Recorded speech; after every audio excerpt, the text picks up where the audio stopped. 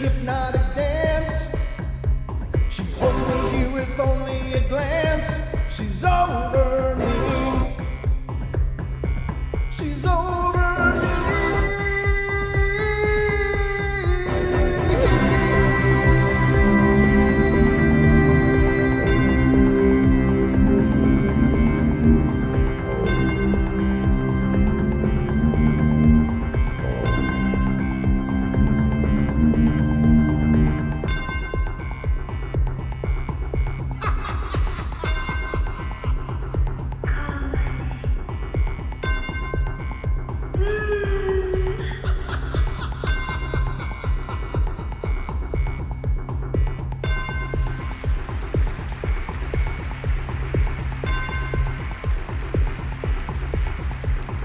Ladies and gentlemen, boys and girls of all ages, welcome to the Paranormal Portal. I'm your host, Brent Thomas, and these are our Night Terrors.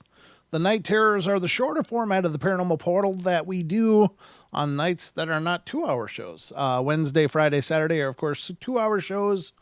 Sunday and Thursday are the Night Terrors.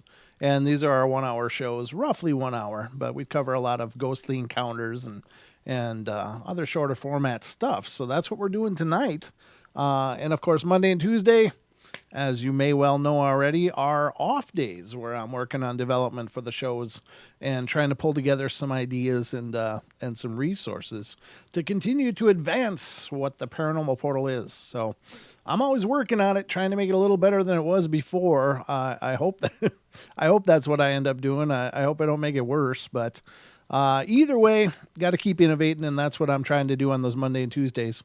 That and just keep up with life, you know. So I'll be busy in the next few days. But always, if you ever want to reach out to me or on the show, you can do so through Facebook.com/Paranormal Portal Radio, or you can email me, of course, at paranormalportalradio@gmail.com.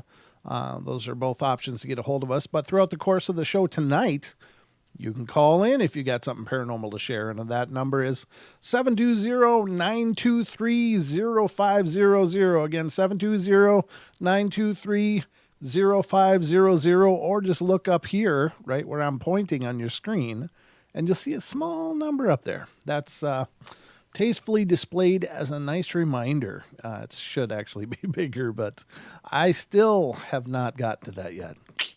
I know, believe me, I know, but it's on the to-do list, but it keeps falling back further and further on that list. But anyway, we are in for a bucket of fun tonight, I hope. Anyway, that's my agenda, is to bring you guys a bucket of fun every night here on the show. So I hope that I pull through in that, and I hope you guys have a lot of fun.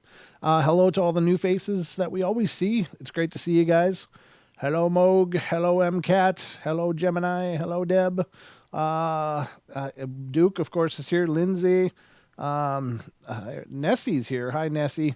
Let's see who else is here. Let's just take a look at the list. Aussie Tiger's here. He was the first one in the door tonight. It was pretty crazy. Ethan. Hello, Ethan. Gemini, I said. Lindsay, I said. MCAT. Manogard Nash is here. Manogard, how you doing? Great to see you. Thank you for coming in. Mike Kirkpatrick. Mike, how you doing, Mike? Mike has been a guest on Moog's show several times, and they've had some great discussions, so you have to check that out. But Nessie Monster is here. Rick, a.k.a. Purple Hobbit, is here. Suzanne is here. Farm is here. And the Duke is here, and I'm here. So I guess it's a full boat. So, anyway, let's get into this. I hope you guys are ready, because it's time for bed.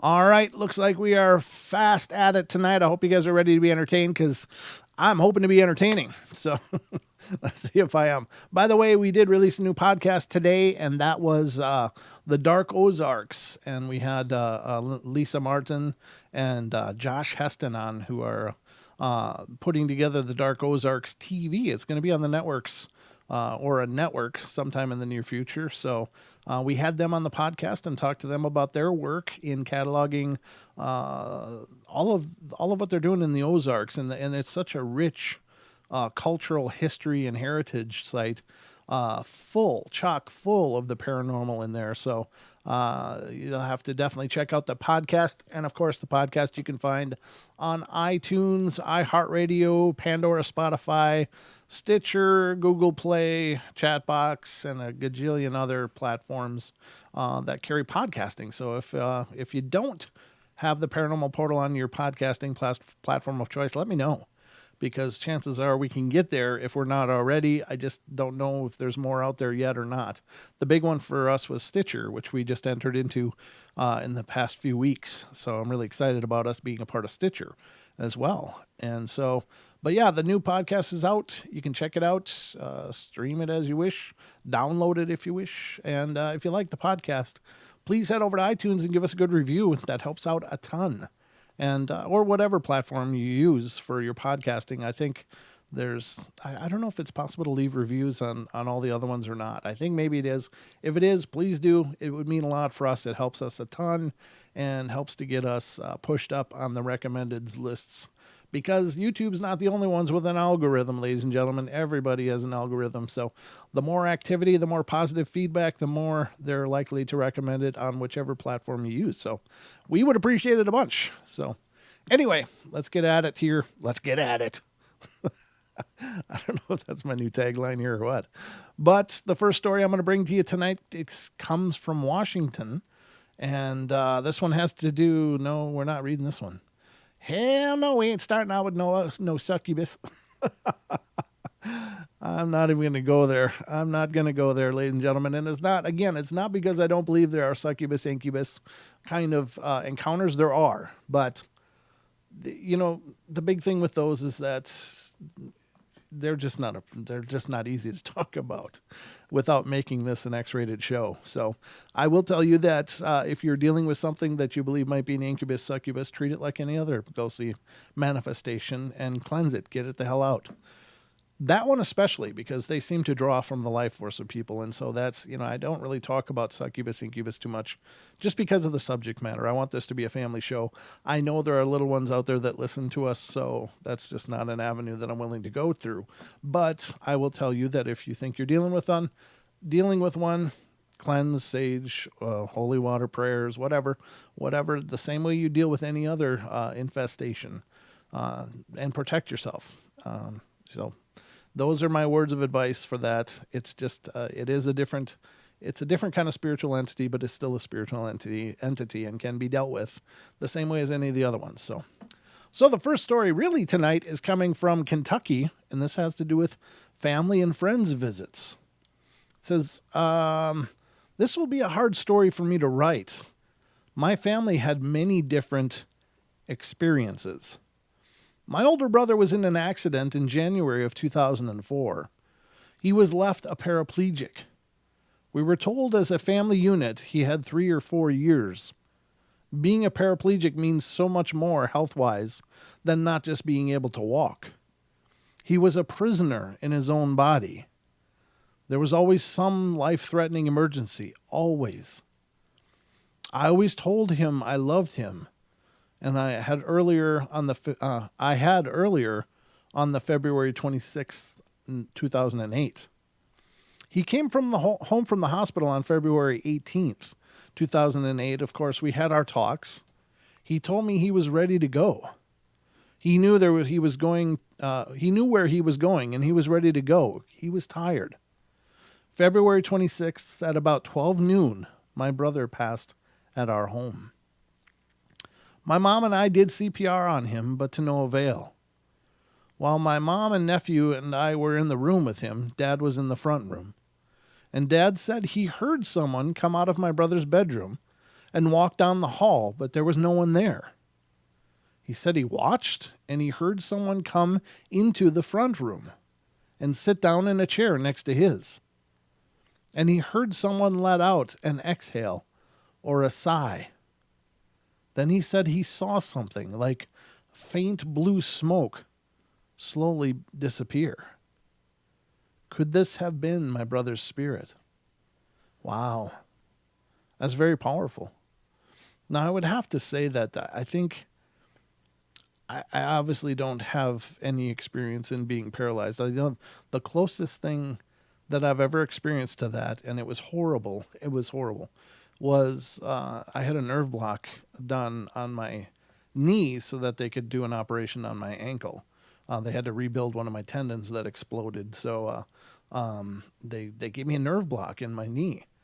And for several days after that, I could not feel my foot, and it nearly drove me crazy. Now, I can't imagine the kind of hell that a person that is paralyzed from their neck down lives through. I don't know how they do it. How do they do it? Or a person has lost the feeling below their waist or something. Those people are incredible. I nearly, literally nearly went nuts from not being able to feel my own foot. It was just freaky and weird, and I hated it. In fact, I would have preferred to have felt the surgery pain than to not feel anything at all. I really would have. I've had many surgeries in my life, and I've never had a nerve block before. But I thought I'd try it, and I regretted every moment of it, and I was so happy when my feeling came back in my foot. Now, that's just a foot. I don't know what it would be like to be a prisoner in your own body, where all you could do was just look and watch. And I my heart just goes out to those people, because I was so panicked just from one part of my leg not being have any sensation in it. I can't imagine being in a body that you couldn't move. And my heart really goes out to those people. They are strong. They are amazing people that can go past that and lead these amazing lives. A quadriplegic, though, I think, or paraplegic. What was this? Paraplegic, yeah. So that was like he was unable to do anything, and what a horrible thing. So I imagine as tough as it is to let go of someone you love, who could ask that he continue that way? I mean, who could ask that with just for our own sake? Like, please don't take this person, because I love him. I don't want to let go. But meanwhile, he had been very clear that it was no life he wanted. And I think that's beautiful that they had the experience. The father had the experience of hearing someone come out, sit next to him, sigh, like audibly make a sigh. Like, I just imagine it must be like, oh, like I'm walking. Oh my God, what a relief, what a release, what an incredible freedom. Of course, letting someone go is tough, but living like that would just be so painful. So I think it's really cool that they had the experience, that he actually, they believed that the son's soul came out, sat by the dad, and then dissipated and went and crossed over, I assume. But wow, what an amazing story. Very powerful, but very tragic, very sad, but very powerful. All right, the next one we're going to talk about tonight is from Kentucky again. Is this the same person? I look back. Yeah, it is. This is the same person. So this one has to do with miscellaneous. And she says, this was some years back, about 3 to be accurate, and this was written in 2009, so I guess around 2006, this is when the story takes place. I've always had dreams that have some truth to them. Only the truth is realized usually later on, but not on this night. I was asleep and dreaming, and although I could have sworn I was awake when I was dreaming, I dreamt I was standing in a wide open space with lots of people gathered around. The grass looked freshly cut, blue and red lights were flashing. Police officers were telling me and everyone else just to stand back. I remember feeling extremely anxious about that, like this was more to me, and there was something going on that would personally affect me. I remember smelling the earth like the ground had been freshly torn up. I could hear a policeman say he had bounced off of the yard and landed. A helicopter drowned out what the officer was saying, and then I woke up. Well, I was frightened and shaken because the dream was just so real.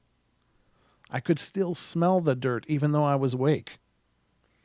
I just couldn't go back to sleep, so I got up and went into my front room and logged onto the computer, hoping to get my mind off of that dream and get sleepy again, which wasn't working because the dream was just so real. About an hour later, at about 1 p.m., my mom called and informed me my nephew had been in a bad accident and had been airlifted out from the scene of the wreck. I later found out that he had been thrown from the car and into someone's yard, and he had somehow bounced back out into the road. Later, I went to where he had wrecked. The earth had been torn up by the wreck, and the yard he had originally landed was very, very familiar. That would be a premonition, I guess. Wow. Huh. I don't know if it's a premonition or would that be out of body. Did it actually happen? Was this person experiencing it as it was happening in real life? I don't know. There's not enough material there to understand. But if it's not some kind of premonition, then it's some kind of projection, astral projection to where this person loved was having a traumatic event. I don't know if the person lived or died. They didn't say, but wow, what an experience. All right, the next one is coming from California, and this has to do with haunted places. It says, this story took place in West Sacramento, California. I had practically grown up in this home from ages 1 through 13 years old. Sorry, my story's a little long, and I hope you enjoy reading it. I've always been afraid in this home, but it was all that my family could afford at the time. Growing up had been very hard. My father started changing. He was becoming very abusive and drank all the time. He would come home intoxicated and became very abusive towards the family. He also started cheating and not come home for days. Between the age of 4 and 5, as far as I could remember, I remember waking up one night with the bedroom door wide open. I was lying there looking into the dark hallway. I started hearing a lot of whispers coming from the hall. I tried waking my younger brother up. He was lying beside me. He was around 2 or 3 years old, but he fell back asleep. I was so scared, I plucked up enough courage to jump out of bed and run and close the door. I fell asleep with the lights on that night. Other times when I wake up in the middle of the night, the door would be wide open again, and I would see a shadow towards the living room with a bright glow around it. The shadow looked like a shadow of someone in the army or something, and on its shoulder was a shadow of a rifle. I've seen this shadow at night on many occasions in the living room in the middle of the night. I would sometimes wake up with my necklace wrapped around my neck so tight that it was choking me. And every day I had the feeling of wanting to die at such a young age, which until this day I just couldn't explain. When I got a little older, 8 or 9 years old, my oldest sister, who was around 15 or 16 years old, started getting very sick. She vomited all the time and was on bed rest. And she notified my mom one day that while she was lying in bed, she saw 3 shadows all around her bed, pulling her blanket. She started to get bruises all the time on her body and scratches, and it got so bad that my mom had asked a monk to stay with us. We ended up sleeping in her room, and my older sister bunked with my second older sister, and he lived with us for about a year or so, and things started getting better. My oldest sister got better also. Well, years passed and we moved, and once we left that place, my father was a father again. He didn't drink anymore and was a very mellow person. It was as if he did a 360 and turned around as if nothing had happened. Till this day, I'm now 31 years old, I still have nightmares about that place. Now that's an interesting thing. Are there dark places? Are there just evil places? And I think the quick and easy answer is yeah. There are. There are some places that are just not good for people to be. And I don't know if it's a stain that can't be purged. I don't know. But some places are just not meant for people to be. And, I think that the First Nations were very aware of that, especially as it pertained to this country. Of course, speaking of America, but I imagine, indigenous peoples from all over that have a long tradition and history, they knew where those places were. But along comes settlers and people of this new world idea, and they ignored these wisdoms, they ignored these knowledges, and they started to look. Well, it's a nice view. Let's put a development right there. And so places were built on land that should never have had homes. Places that had a darkness that was much older than the people living in the area.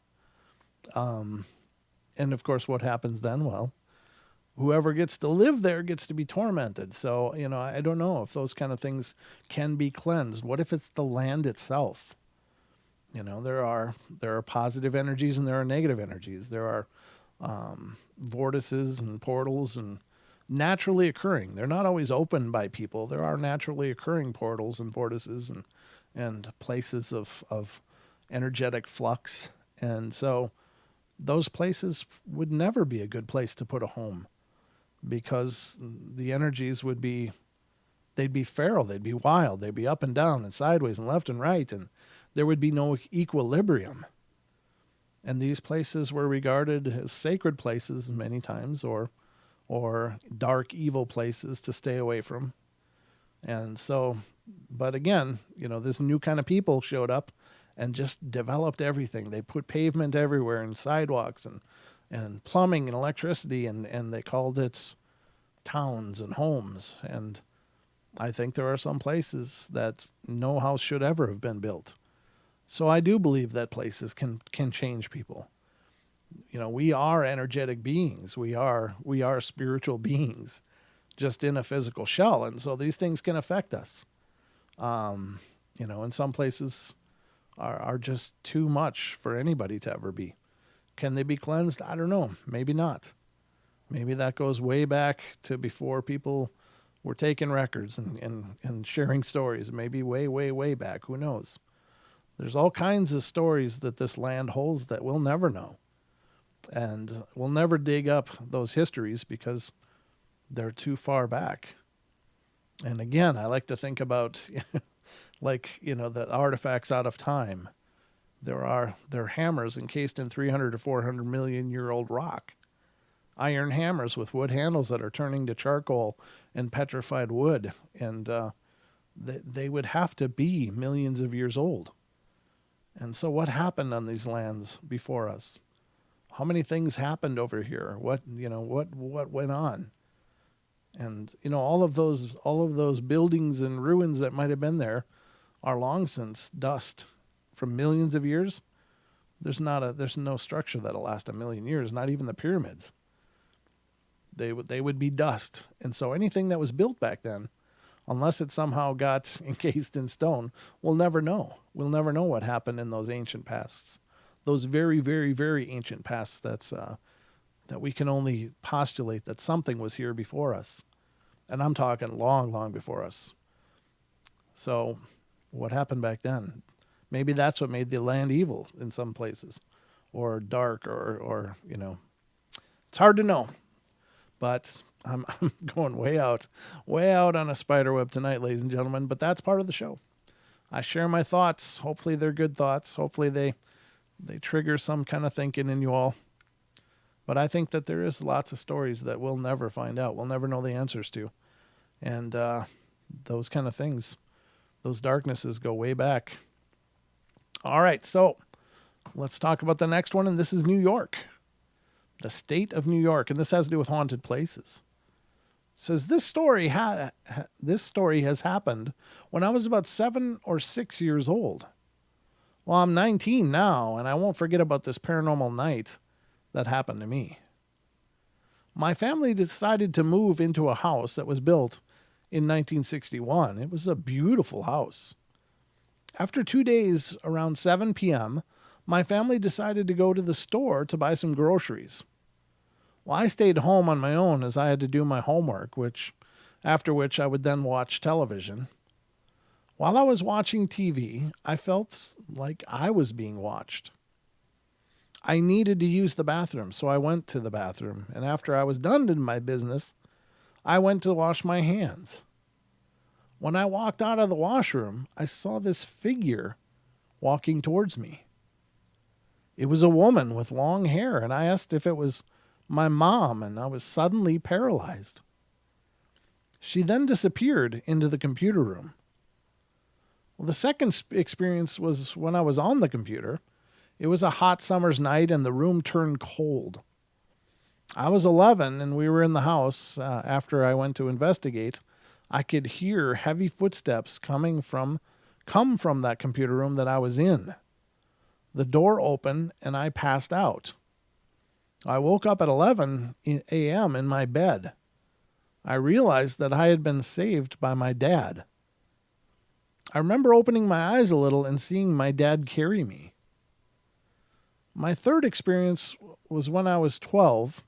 I was on my computer and I turned on the webcam to see my friends, and when I did, I didn't realize that there was a woman with dark hair watching me. My friend told me to look behind me, and I said, okay, and I looked behind me, but she had gone. I guess that she will still be in the house, but only invisible. Well, thanks for reading this. I accept comments, blah, blah, blah. So that is, that's not good. If you're losing consciousness, that's pretty strange. I mean, that's not your average ghost story. Is it because of fright? Or is it just this spirit is able to do things? Now, if you ever watch The Dead Files, Amy Allen, I think she's really pretty legitimate. I really like Amy Allen, and I think she's really touching on some pretty incredible stuff. But she talks about some spirits having the ability to physically affect the living. There's been times when she's going through homes and all of a sudden she's doubled over in pain because something's coming after her. And it's, it's kind of heart-wrenching. You hate to see that. But it's possible, I think, that these earthbound spirits, they learn how to do things. They learn how to affect the living and to do things like that. So is it possible a spirit could make somebody faint and lose consciousness? Sure. I think so. Again, I think you can protect yourself from that, but that, you have to look into energy. I think it probably would do everyone a bit of good to learn about our energy and our, the energy fields that we have through whatever means, whether it's yoga or Reiki or polarity therapies and stuff, just to learn about how energy works and with chakras and meridians and all of that.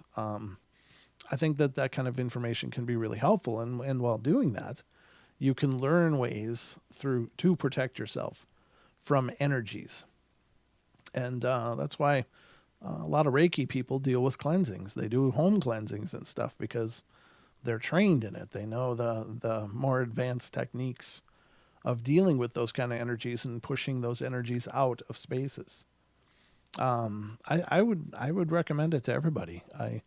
I've not studied Reiki myself. I'm interested in checking it out.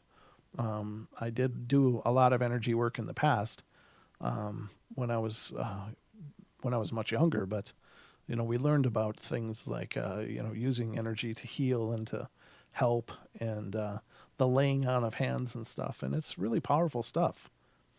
I I remember before I got into it, and this is kind of a weird story, but it relates to body energy, and I thought it was all bunky stuff. I was like, I heard about this when I was a teenager, and I'm like, what?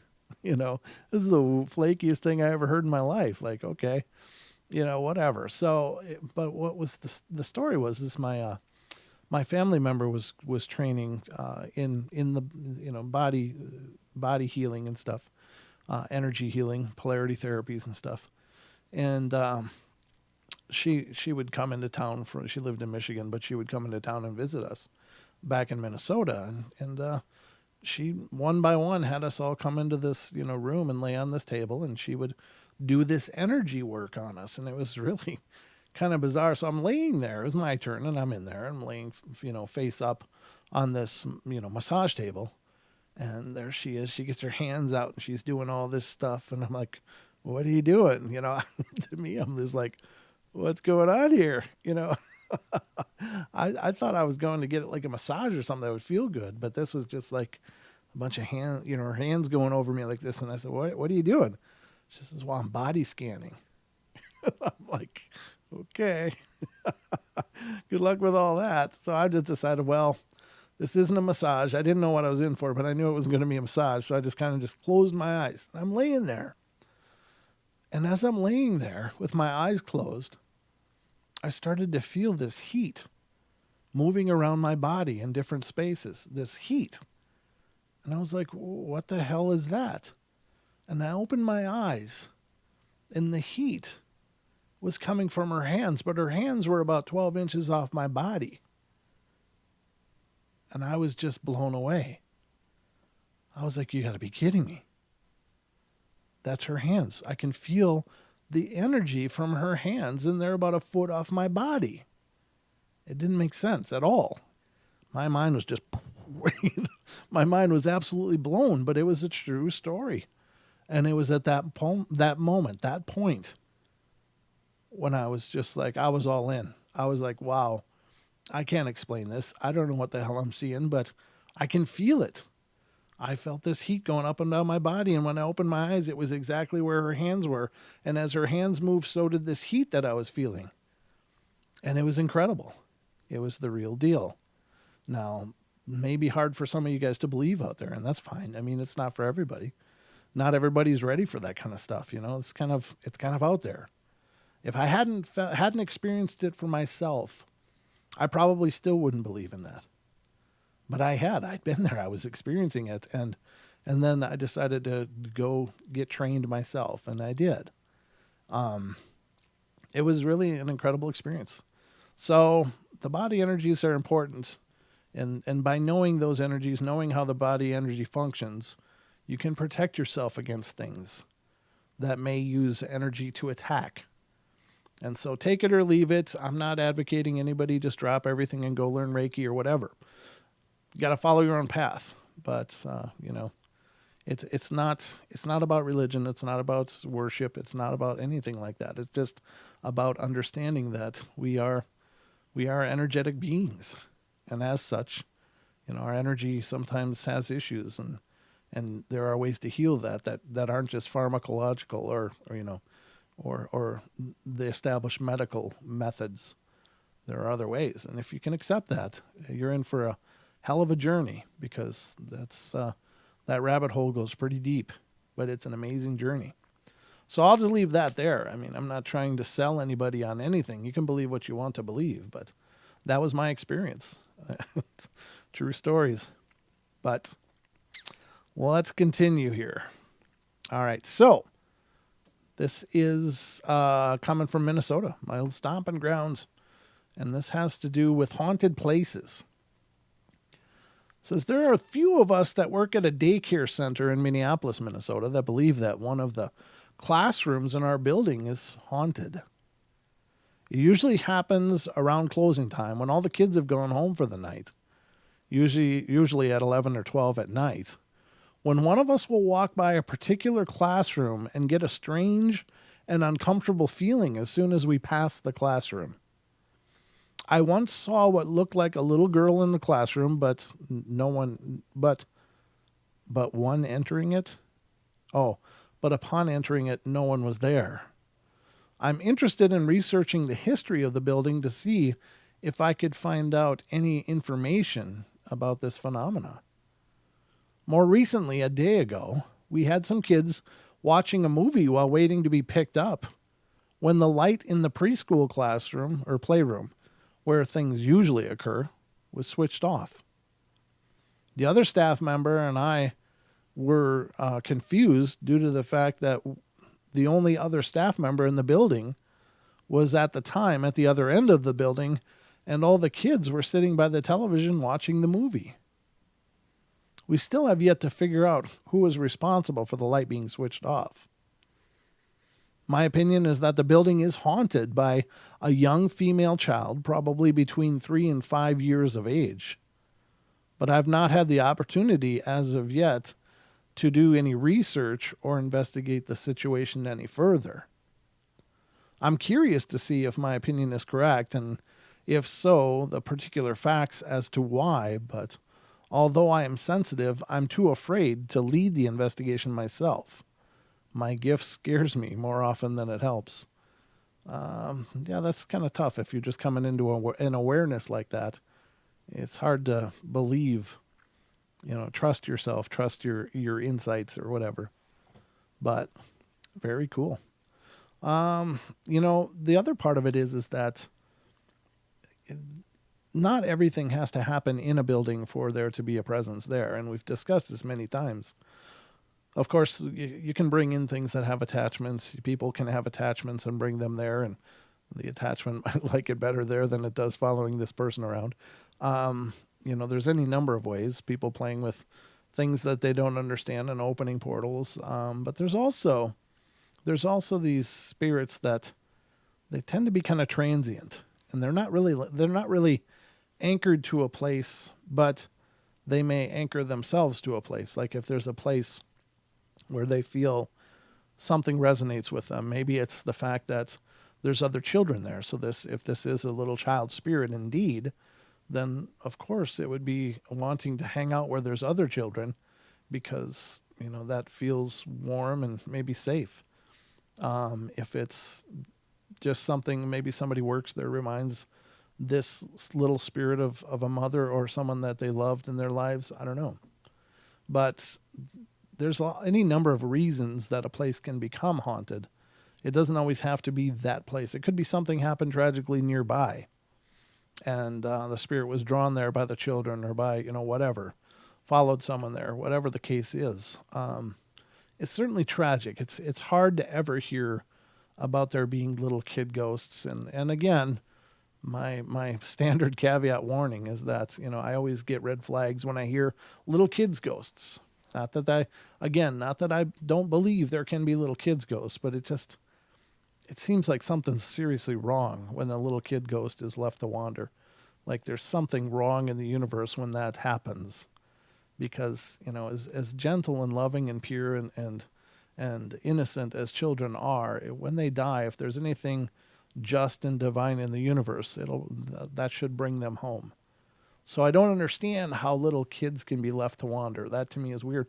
And more often than not, as I've stated many times, it starts out with a little kid ghost and it ends with screaming and an exorcism, So I don't think that you're not always seeing what you think you're seeing. But it's hard to know. I don't know. That's just my 2 cents about that. Let's see. We've got time for more.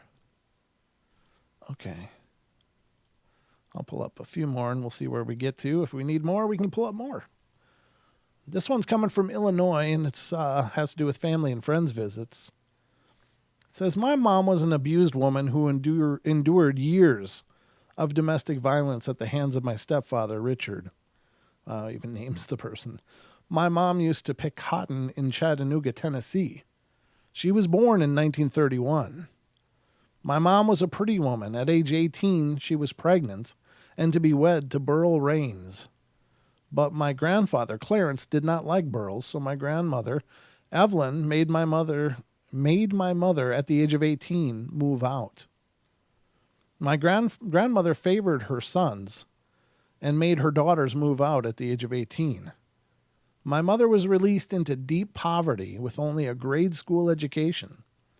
My grandmother thought she took mercy upon my mother and took her granddaughter, Connie, the new baby, and gave Connie to my grandmother, Evelyn's uncle. This was an illegal adoption. Connie was torn from my mother's arms, never to be seen again. My mother cried for hours telling me the story in 1980, and Connie was born in 1950. My mother, with no help from her family, moved to Chicago, became a dancer in the nightclubs in Chicago. She became a famous dancer and danced all over the U.S. My mother gave birth to me in Chicago, but she left me with an Indian dancer that went to earn money for a little while in Duluth. My mom finally fell in love with Richard, a man she met in the Duluth motel. My mom went to Chicago to get me from the Indian dancer, and we returned to the coldest place imaginable, Duluth, Minnesota. It is so frigid up there. Oh my God. The wind coming off that Great Lake is just, it's ice. It's unbelievably cold. If you haven't experienced that, trust me, it's about the worst cold hell you can imagine. It's a beautiful town, though. I love Duluth, but it just gets cold up there. Richard was living with his mother, Sally, and Dennis. My mother went upstairs to put out her cigarette in Richard's brother, Dennis's ashtray.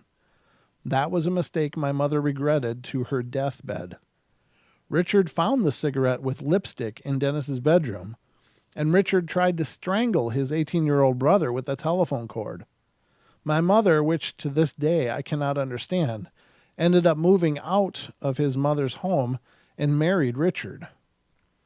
Richard moved us to Chicago, and he was an engineer. But Richard had a violent, mean streak in him. He would get mad and beat my mother or us kids. Oh, that's so horrible. In 2000, my mother had ended up in the hospital in Woodstock, and the nurse showed me the little strokes my mother had on her legs. I saw hundreds of little strokes in her head. It made me sad because I knew that all the times I had witnessed Richard, my stepfather, punching my mother in the head, I summed it up. It was Richard's fault. My mom had these strokes in her head. That's so heavy. I'm so sorry some people live that way. My father or stepfather, Richard, died in July of 2000. It was a sweltering hot day. My mom panicked when Richard died. My mom kept repeating, "Dickie, where's Dickie?" And I told her that he was dead. My mother could not comprehend that her husband was dead. My sister Gina was to inherit Richard's insurance policy, so she took over and said it was my stepfather's wishes to put my mom in a nursing home. Gina was going to inherit a lot of money, so she pretty much controlled everything. My mother always told me she did not want to be put into a nursing home. But Gina would not let me take my mother, so my mom was 75 miles away in a Chicago nursing home. My van would never make it to Chicago.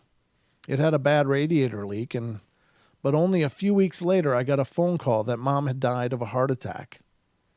Gina held the funeral in Woodstock, so I could attend, and there were a lot of bitter feelings at the funeral, and me and my kids drove home. A month later in the winter, I was driving in Rockford along Highway 2, and I saw a woman in the dark. She had long gray hair, and I took a close look, and I saw my mom as an old woman. Her hair was flying in the bitter Rockford cold, and she was walking along the highway with a long dark dress on. She looked just like my mom. This ghost apparition finally vanished as I drove slowly away. A few months later, my daughter saw a ghost with a red witch hat on under her bed. The ghost had long, dark brown hair, white skin, and a long black dress. Christina said she was dressed like old times, and I showed Christina several pictures, and she said the one with my mom looked like the ghost under her bed. Christina claims the ghost under her bed just stared at her for a long time. I know that my mother does not have a headstone on her grave. We just simply couldn't afford one, but I wonder, is that why she's haunting us? No, I don't believe that for a moment. I don't know. It's hard to understand. I don't know. I don't know that that's the case at all. I don't know. I have a lot of ideas flying through my head, but none that I can put into words right now. But yeah, that's tragic. And what kind of damage does that what does that leave? And now you hear people talk about a spirit being shattered, being broken, somebody's spirit being broken. And I wonder if that's if that's what they're witnessing. This woman had led a hard, long, broken life full of tragedy and pain and being mistreated. And I'm sure her spirit was broken. So is that what's lingering, is one of those fragments of what was once her mom's spirit? And I'm sure a part of her spirit went on to, transition as normal, and hopefully, in God's will, found peace and rest. But what about the other pieces? Would they linger as ghosts of their own? It doesn't sound like anything malicious happened. It's not like this, this vengeful, angry spirit that doesn't have a headstone. It's not that. But I think it could be just some fragment of that poor woman's soul that just couldn't transition, but it couldn't go anywhere. I don't know. Again, just my thoughts, but what a horrible thing. All right, the next one's coming from Florida, and this has to do with haunted places. It says, I've always had experiences with the paranormal dating back to when I was 2 years old. That's a long time. I don't know how old this person is, but that's a long, big part of your life. My mother told me when I was 2 years old, I used to tell her that there was a man in the bathroom. I was terrified to go in it alone for fear of my life. My father committed suicide in the backyard of that house. Man, this is a dark story night, isn't it? Sorry, ladies and gentlemen. Of that house a few years later, and then I started to experience more things as well as my half-sister. The night after he passed, my sister was staying with us, and she was sleeping on the couch. She said she woke up because the TV switched itself on. Once she sat up and she saw footprints on the carpet but didn't see anything or anyone. She saw it walk towards my bedroom, and once it got to my door, it stopped and she yelled at it, "Stay away from my sister." She told me that it disappeared after that. Shortly after my father's death, we moved to a different house on a piece of land that we once lived on. In that house, at the age of 7, every night I would wake up around 3 a.m., walk into my kitchen and get a glass of water, walk into our dining room and sit there with the water, not drinking it, but staring into my kitchen. I had the feeling like I was listening to someone talking, telling me about their day. And it says I'll post a part 2, but I don't know what's going on here. Okay. Well, that is weird. Again, I'm sorry. I don't know why the stories tonight are so dark, and I'm not laughing because that's funny. I'm just laughing like, God, I didn't realize it was going to be such a heavy night here in the portal. But I hope you guys are doing okay anyway. The next one's coming from Illinois, and this one has to do with the family friends visits. It says, when I was young, maybe around 6 years old, my sister was 3, my grandmother and I had a very odd experience, which I really don't remember because I was so young, but my grandmother remembers it clearly. It was a day when she came over to take care of us. I'm guessing that our parents were out at that time. She was changing my sister's diaper, and I had wandered into the kitchen. She told me to get back over where she was several times, but I didn't come back. It was the last time she looked up when it happened. She looked up from changing my sister's diaper, and when she saw me next to the knife drawer, next to me in the air was the transparent head of her dead mother. She had died when my grandmother was young, and my grandmother said she was in shock, of course, and I looked at her and said, I was only talking to her. I don't remember any of what happened at the time, but because I'm a huge paranormal geek, I had to ask my grandparents when they came to visit. I believe the reason that happened was because she was trying to tell me not to open the knife drawer because I would get hurt, and my grandma was busy, so she wasn't there to help.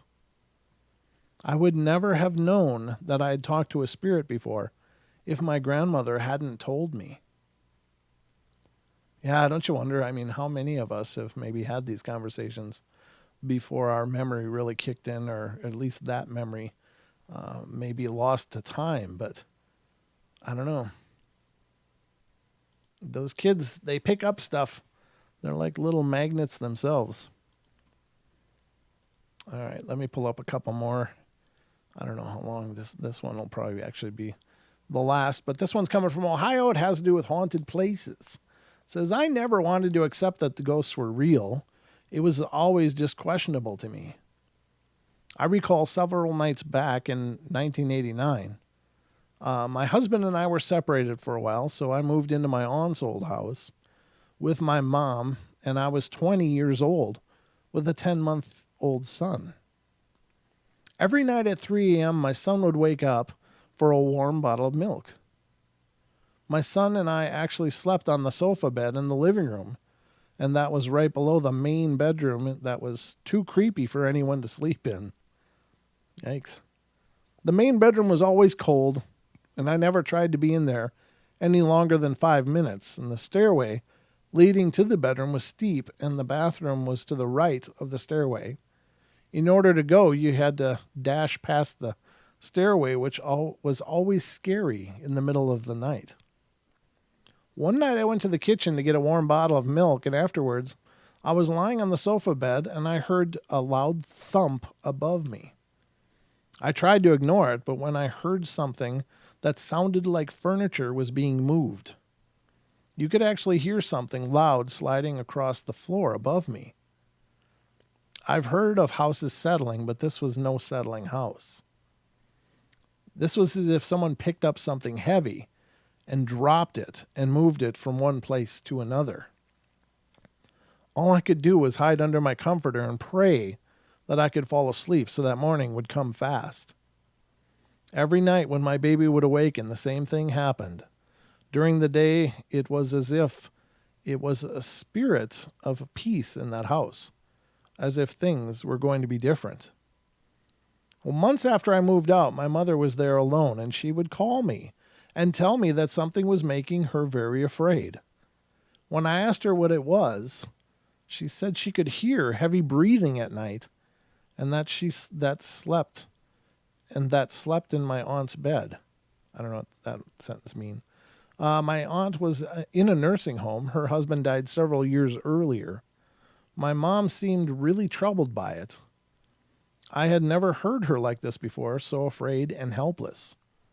I kept insisting that she get out of the house because things were probably going to get worse, and she finally did move out. The house is no longer standing, and I'm happy that no one else had to experience what we did in that very old, noisy house. I actually just remembered an experience I had, and it was very similar to that. It was back in Minnesota. Again, I've talked about that. I used to live in my grandmother's house. She was, of course, deceased at the time, and nobody lived in the house. But I moved in and was living there, and I would wake up at there was nobody in the upstairs of the house at all. It was all torn apart, getting redone. So it was like 2 a.m. one time. I just woke up, and I was sitting there, and I heard just that. I heard footsteps walking around up in that house. And so I looked out, couldn't see any cars there and stuff. And I only lived in the bottom part of it, but I know that somebody was up there pacing around, but there was nobody up there pacing around. Now this house is it's not in any area that's, it's in a very, very rural, wooded kind of area. There's other houses around there, but most of those houses are occupied by people on just weekends. It's a lakefront kind of situation. So there was a lot of money that lived down there, but they didn't stay down there. They just visited in summers and stuff and had these really ritzy lake houses. So it's not like someone would have just come and broke in or anything. There was no cars around that I looked and saw, but there was very clearly footsteps up there. And I just figured it must be my grandpa or something. Again, I told you guys about the apport when I found that agate just sitting on the chair I had just gotten out of. This agate I'd never seen before, but my grandfather was well known for walking along the beach at 5 a.m. every morning and collecting agates. And then this beautiful agate showed up. It's like, wow, that's cool. So I think maybe he was still there, at least sometimes. But anyway, that's the show. That's what I got for you. Again, this is the last show until Wednesday, when Don and I will be back. We'll be back at it on Wednesday, so I hope you guys will join us. But I hope you've enjoyed tonight's shows. If you're not already subscribed, please do subscribe. And please help support the show. And the best way you can help support the show is by letting people know about the show. Let people know that like the paranormal. I don't even know if that made sense. It did in my head, but if you know people that love the paranormal or you belong to other groups and stuff, let them know about the portal.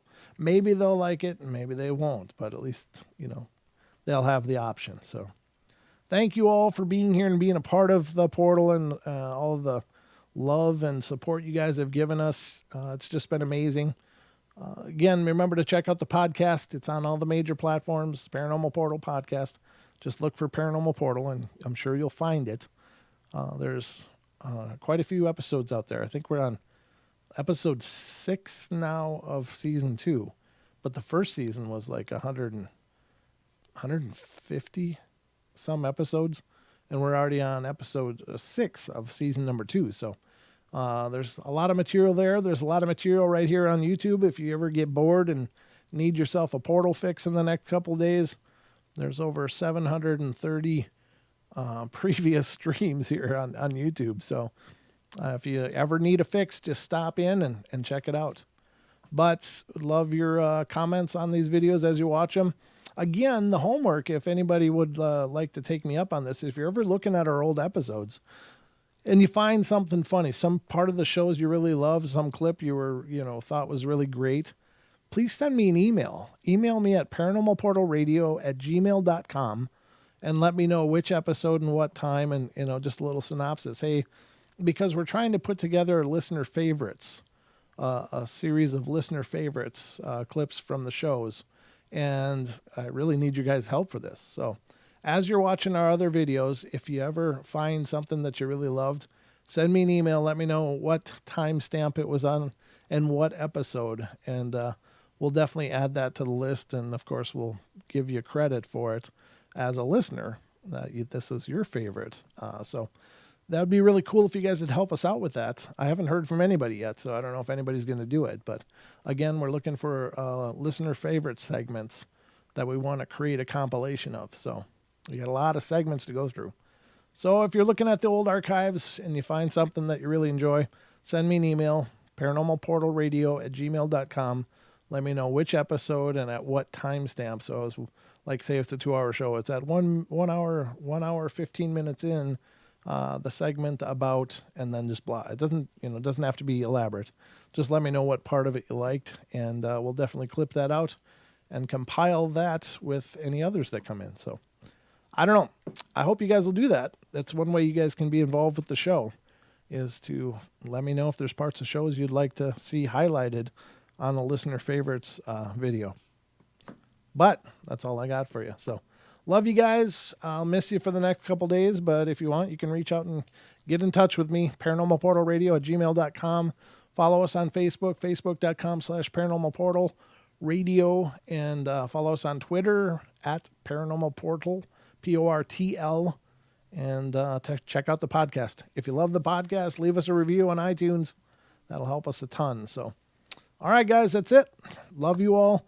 Be good, be kind, be nice, take care of each other, help each other out, find the magic in every day, and remember to laugh as much as you can. And I'll be back with Don on Wednesday, and we'll get back into it. Love you guys, and sweet dreams.